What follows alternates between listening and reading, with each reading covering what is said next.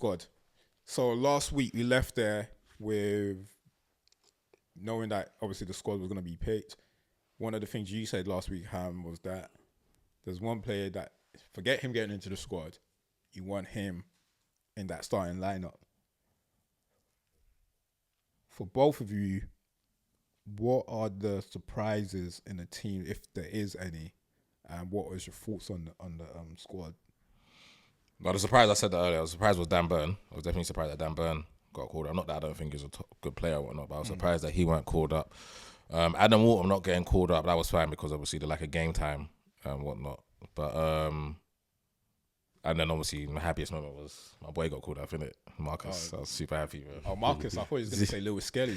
Yeah, we'll get onto him. But Marcus got called up and I was super happy because Marcus ain't even scored yet, bro. But he just scored. But you know what it is? He looks lively. That's it. He just looks like he's got a new lease of life. And the next point, the last point I wanted to make, it just looks like for Tuchel to pick him already without scoring and whatnot, it looks like that's my type of player. That's what it came across as. Tuchel just likes that type of player, and he probably sees a player in Marcus and thinks, for this England team to be successful and win something. If I can get a fire in Marcus Rashford on the left hand side and a Bukayo Saka on the right, with an aging Harry Kane through the middle and so on and so forth. So I was super happy that Marcus got the call up because I'm sure Marcus has been in a dark place for a long time and whatnot. So just on a personal level, I was happy for him, and I do think his performance levels have been okay. If he didn't get called up, I would have been like, oh my God, he needs to get called up. If he didn't, you know what I'm saying? But happy that he did.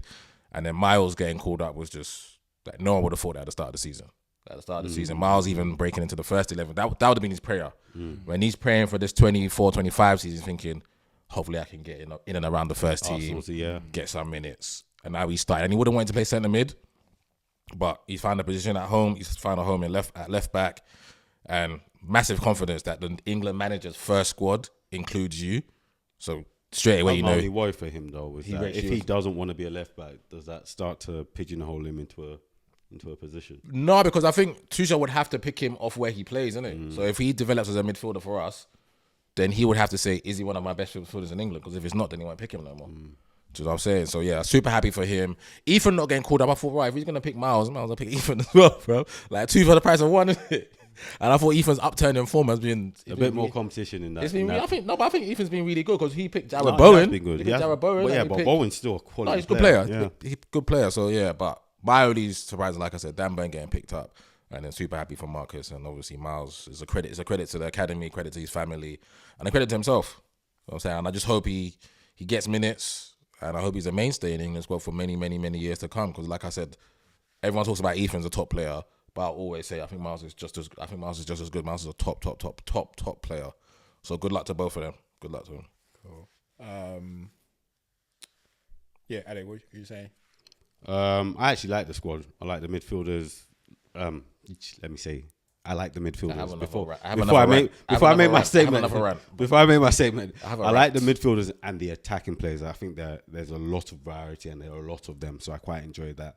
When I saw the list, Miles didn't really shock me. I was like, oh, Miles is there. Cool. Kwanzaa totally shocked me. I was like, what the fuck happened?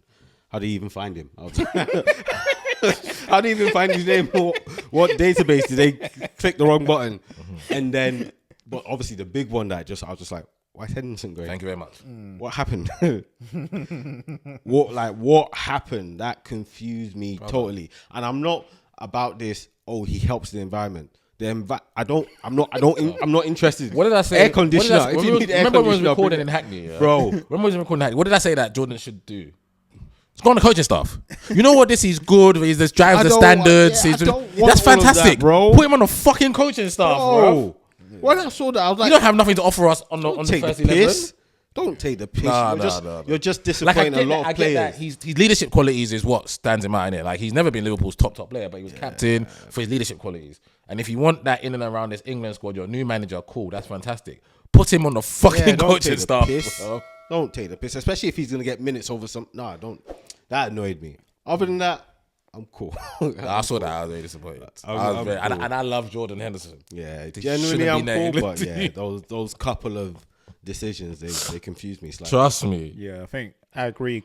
I was surprised about Kwanzaa. So I didn't see that coming. I honestly didn't see that coming. I thought, but then I just don't get it.